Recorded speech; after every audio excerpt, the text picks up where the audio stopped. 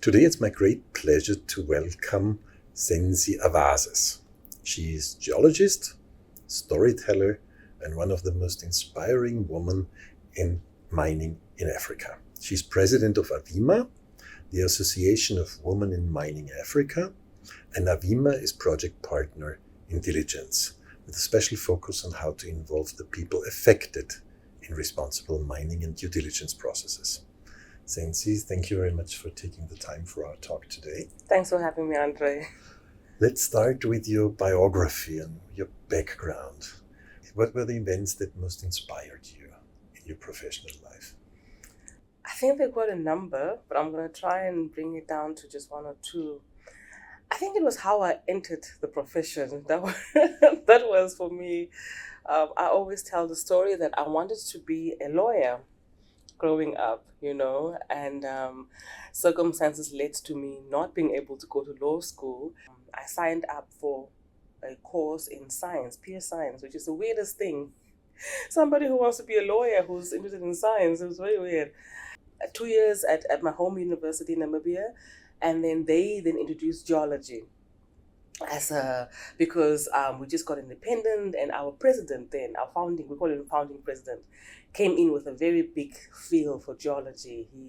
I think in his presidency, he got his master's degree in geology, and so he really went for it. So there was a whole push for geologists to come into the industry, and then there were bursaries available for that, and I took on this bursary, and ended up in South Africa actually, because they ended the course in Namibia, and I ended up in South Africa. And I remember every time I was saying, I don't like this field. I don't like geology. This is horrible. You're in the field all the time. Your wind is blowing. I'm being burned by the sun.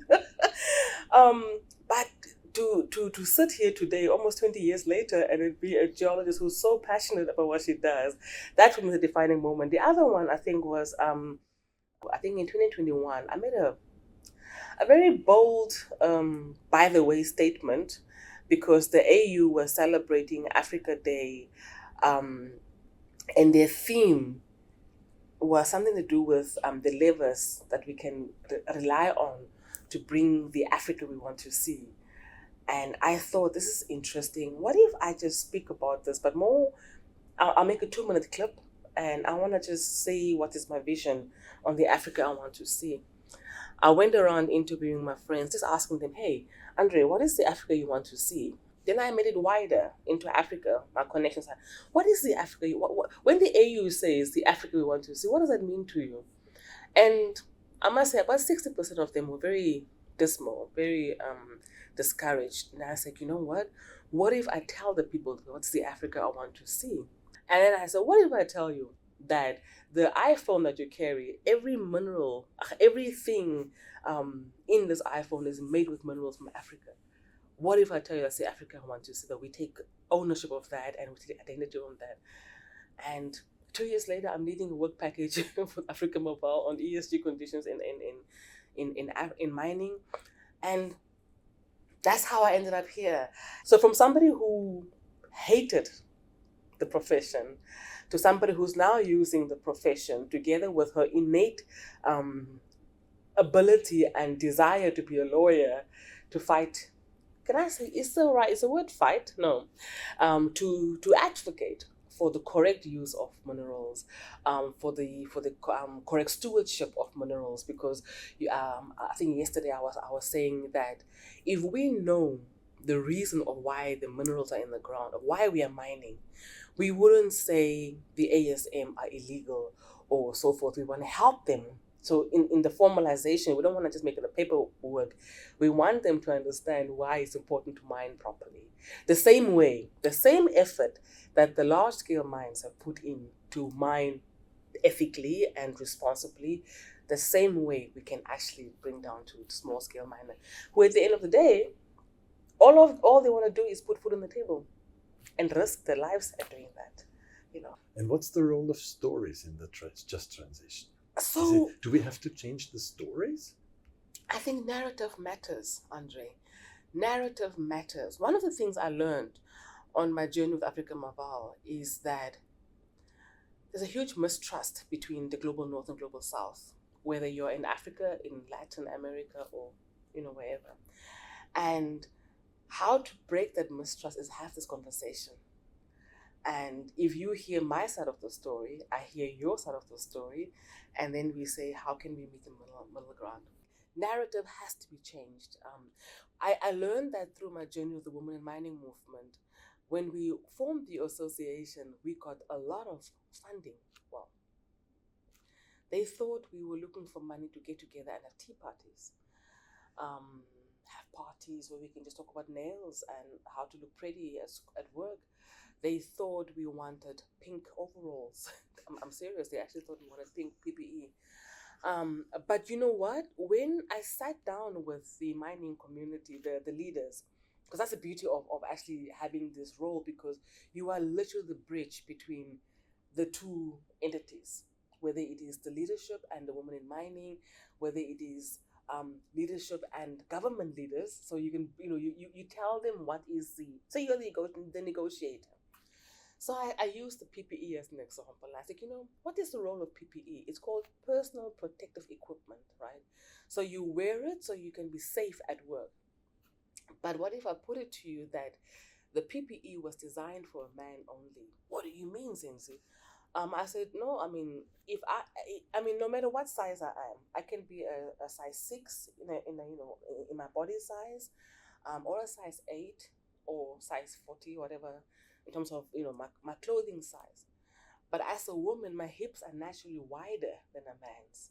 No matter if he is a size 32 or whatever, my hips are naturally wider. So what that means is, if I take a size 32, it will be too tight on my body, no matter what size of body I am.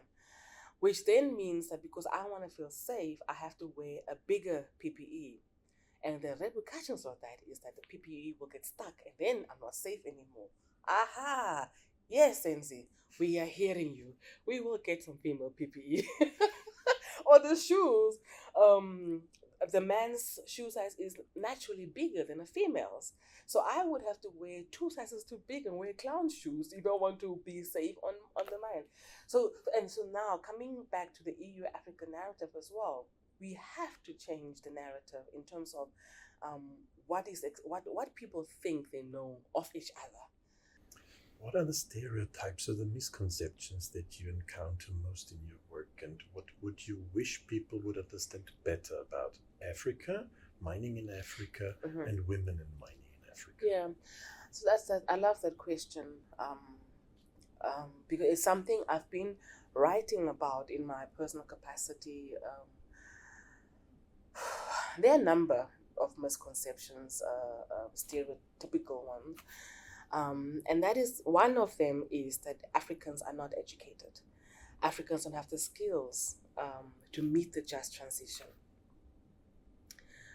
And that irks me to no end, because define that for me. What does that mean? I don't have the skills. The fact that you're asking me, we are sitting here talking as professionals, must erode that thinking that there are no skills in Africa. Yesterday, a statement was made saying that Africans don't have competent geologists. That's why it makes investment a bit difficult, because the reports are written by incompetent geologists. And then you are thinking, okay, but one of the oldest geological surveys are actually in Africa. Are they incompetent because they are not classified, by whatever that means? So that would basically just means, a competent person would just really mean, has the person got the amount of years experience on this deposit to be able to say confidently, I know the plus and minuses of this deposit, diamonds, gold, whatever the case may be. So that thing that because I don't have a specific qualification makes me unskilled.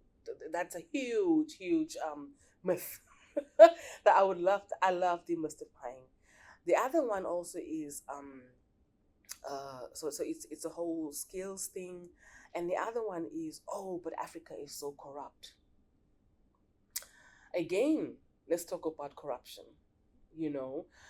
Corruption happens everywhere else in the world. It boils down to the human being that's involved in that. And I sometimes get nervous when I bring this up, but one of the things I had a talk last year at a university. I can't remember which city in Germany it was. I think it was Berlin, I don't know. And I centered my speech around why we are where we are in terms of the climate change debate. Um, what we cannot deny is that we are in trouble as the planet Earth is in trouble. And but we have to sit down and talk about how we got here before we start making demands. And I took it back to the first industrial revolution. And nothing wrong with progress. I mean, we are here in this fantastic recording on amazing equipment because of progress, right? But does the progress come at the expense of another person? You know, I asked the question, when you say, so when we talk about the first industrial revolution, was the earth was quite rudimentary, if you will, and then we decided, or they decided that they wanted to have horse-driven carts. I mean, you know, they wanted to go to motor vehicles, and they realized, oh, they need rubber, and the rubber is in Africa. Oh, let's go. And the dark continent, the uncivilized what, and you know, they came, and they took and spoke to people and killed people, and then went back. I watched one movie where they were called uncivilized, you know, whatever. And over the years, that's what first industrial revolution, second industrial revolution, fourth. And I said to them in that conference, when I landed in Hamburg or Frankfurt, whichever it was, and flying to the next German town, I'm seeing the various energy mixes from wind-driven turbines to solar panels in a space of 5 kilometers. You've got different energy mixes, but when you come down to Africa, they're not quite there. And then we have all this land in Africa where we can produce food. In fact, our land is so fertile that if you split out a pip of apple, you will grow an apple tree. So why don't we combine? Why don't we sit and talk about this? You know, because while you are pushing the sixth industrial revolution, we are still trying to get over the second industrial revolution. So why don't we sit down and talk about this? And they were like, what do you mean? We don't have time. We must just recycle. Why must everybody have fun? Like, no, I ask you. Why are we looking at iPhone 17 or how much ever it was that point in time? Why do you? I think I asked the question. I'm even sure that right now you are thinking of coming up with a flying skateboard because you want to do everything faster. And the one boy goes, genau, what's wrong with this flying skateboard? I'm like, you see my point. In Africa, we are still riding a bicycle to get to point A to point B. Now, one of the things that I've always spoken about is this whole thing about child labor. They say, oh yeah, we cannot invest in Africa until they eradicate child labor. And I asked the question, did you bother to ask why there is child labor? The same question as to why is there corruption? Nothing okay with it, but with child labor in particular, in the DRC in particular, the wars that are being fought right now in Africa are because of minerals. That's the straight up answer to that. Why? There were artificial borders put up by the colonizers that would divide a family. So in other words, if you and I were brother and sister, and whichever colonizer said, no, this is now south of wherever, and so we are separate because this is where the mineral is, and by the way, even after we leave, if you still want our money, you must get us as minerals.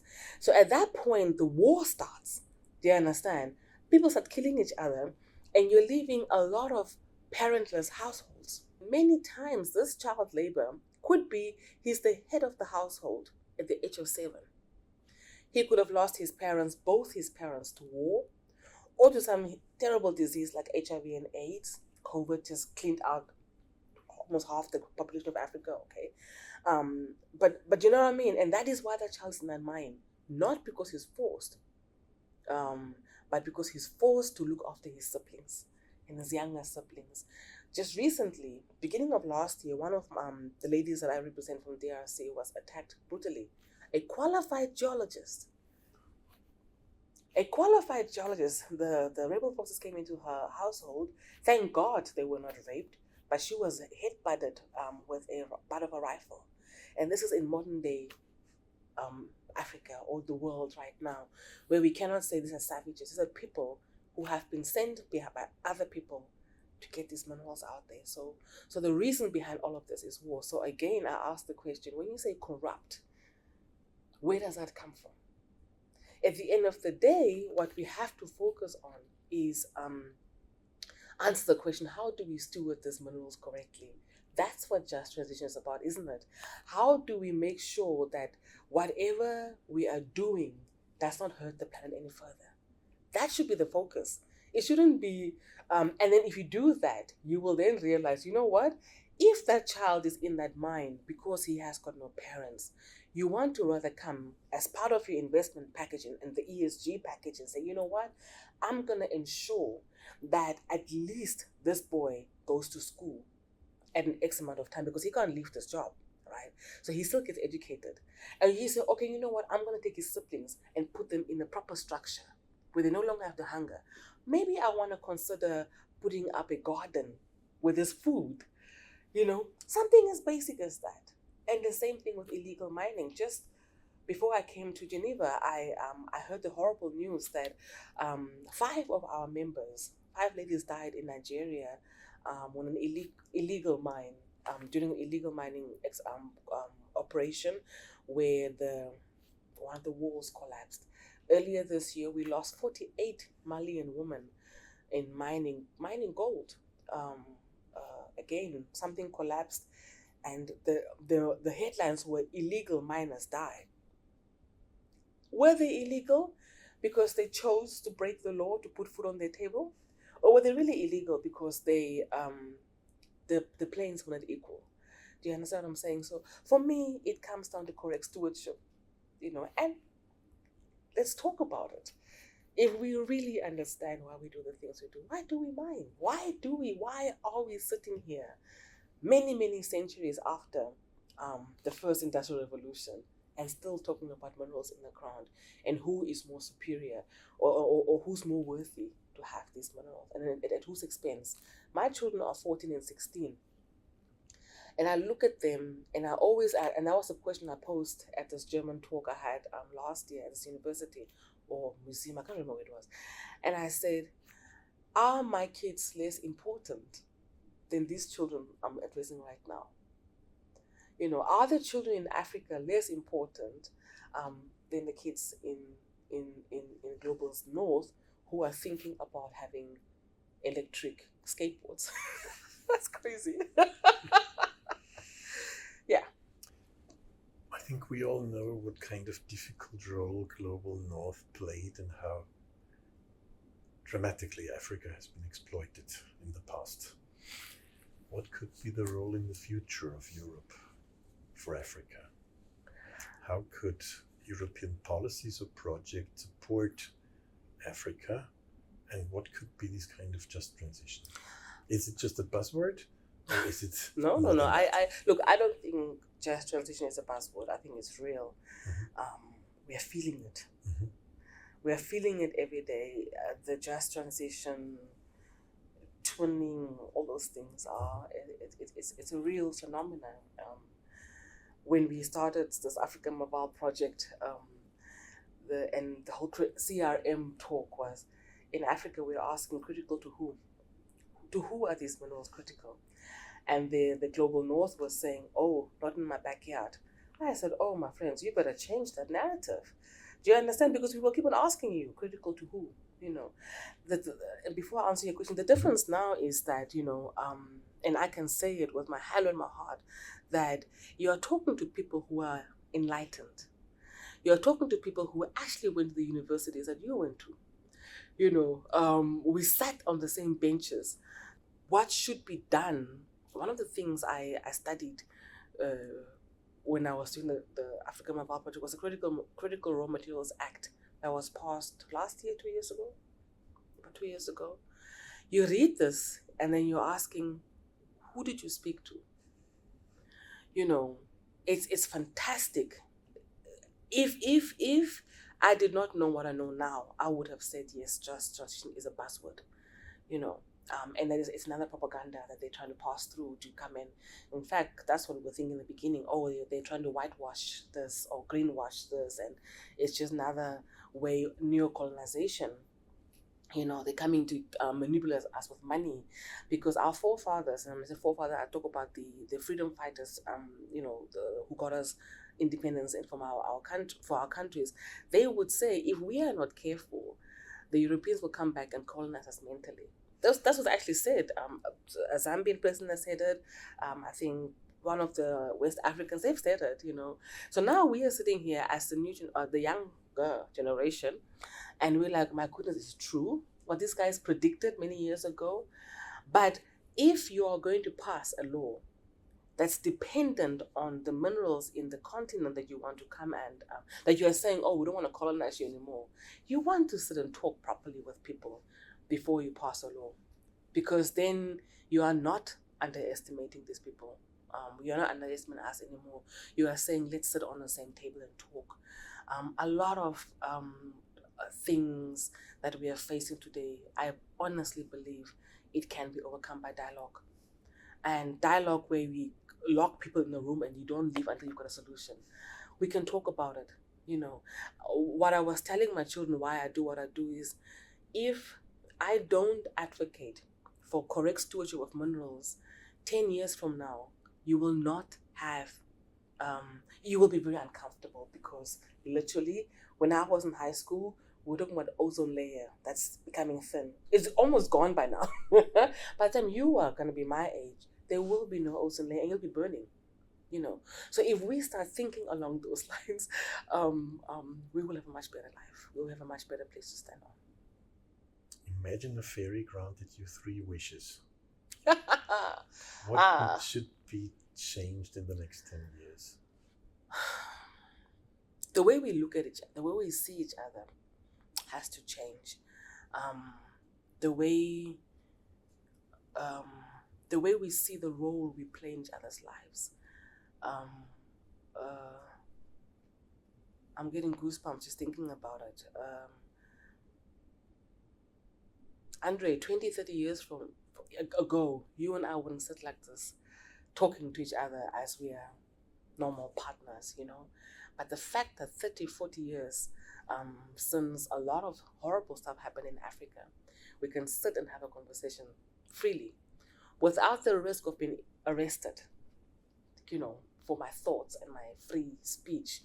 That's whole progress, And I think if we have more and more of this kind of frank conversation, provided that it actually brings tangible solutions, I'll be a happy person. If I don't have to be the president of a women mining association to show a simple thing that a woman is as qualified and as worthy to lead an organization like a mining company or even a country. In my country, we've got a female president now. We are 10 steps ahead of where we need to be. Our children will be in a much better place, where it will no longer be, oh, Zenzi, the female geologist. It will be Zenzi, the geologist. Or Andre, the white guy. No, it's Andre, the guy. I know 30 years ago, it was almost like, oh, you're such a dreamer. But I believe dreams do come true. I honestly do think that. I am a living testimony. I dreamt of having a coffee shop. I owned a coffee shop. I can make my own coffee. So, very simple example, but that is a fact. The fact that we are sitting in an EU-Africa partnership conversation. Some people criticize it and say, oh, EU is taking too long. They are taking too long to implement their studies, because are we again just collecting more information? But one thing it does give me as an African is that it enlightens me even more. So I know how to do things differently in my country, or how to do things differently in the region or on the continent. So yeah, I don't think I can bring it down to 3 wishes just like that. But I think if I tell the fairy what my overall wish is, she'll understand and grant me all million of them. But for me, I don't think, what was it, John Lennon who says, imagine, what was the song of John Lennon? Imagine all the people living in harmony. That's my biggest wish. Can we do that? Can we do that? Science and humanity together, we are good. We can do that.